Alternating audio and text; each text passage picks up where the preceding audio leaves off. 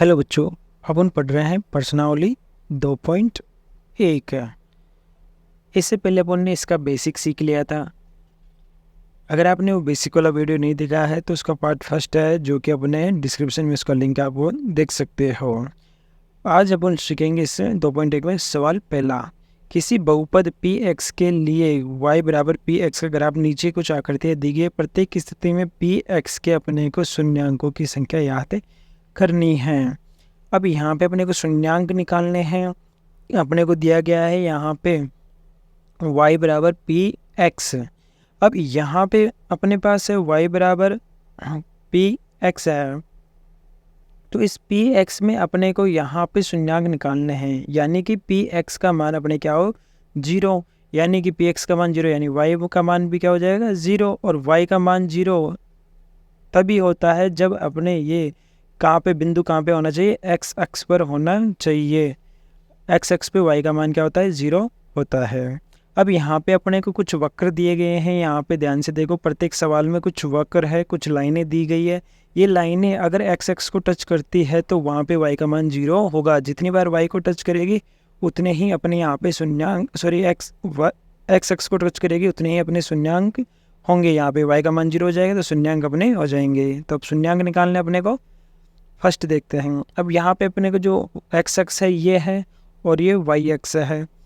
अब यहाँ पे अपने को वक्र दे रखा है ये वाला। अब ये जो लाइन है, ये जो ये वक्र है, ये एक्स अक्ष को क्रॉस यानी प्रतिच्छेद नहीं कर रही है, यानी प्रतिच्छेद नहीं करेगी यानी टच नहीं करेगी। तो यहाँ पे इसके शून्यांक हो गए नहीं, कुछ नहीं होगा शून्यांक यहाँ पे, यानी कि इसके शून्यांक कोई शून्यांक नहीं है, यानी 0 शून्यांक है यहाँ पे इसका। यानी यहाँ लिखेंगे अपन, यहाँ पे इसके 0 नहीं लिखना, यहाँ लिखना कोई शून्यांक नहीं है इसका। सेकंड में देखो, जो एक्स एक्स है और ये वाई एक्स है।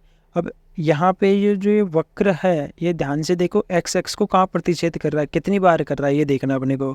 एक बार कर रहा है यहाँ पे प्रतिच्छेद, तो इसका शून्यांक हो जाएगा 1, क्योंकि यहाँ पे वाई का मान 0, तो यानी पूरे का हो जाएगा 0।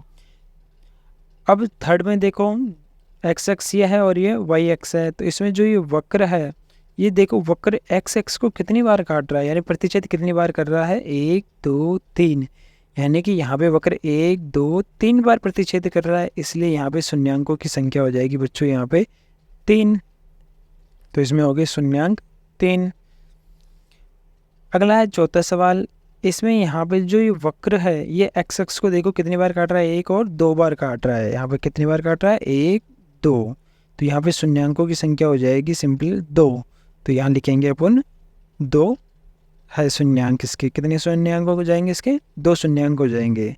अब यहाँ पे आ जाएगी अपने अगला सवाल 5। इसमें देखो जो ये वक्र है 1 2 3 4 बार काट रहा है, तो यहाँ पे शून्यांकों की संख्या हो जाएगी, यहाँ पे टोटल 4 शून्यांक होंगे इसके।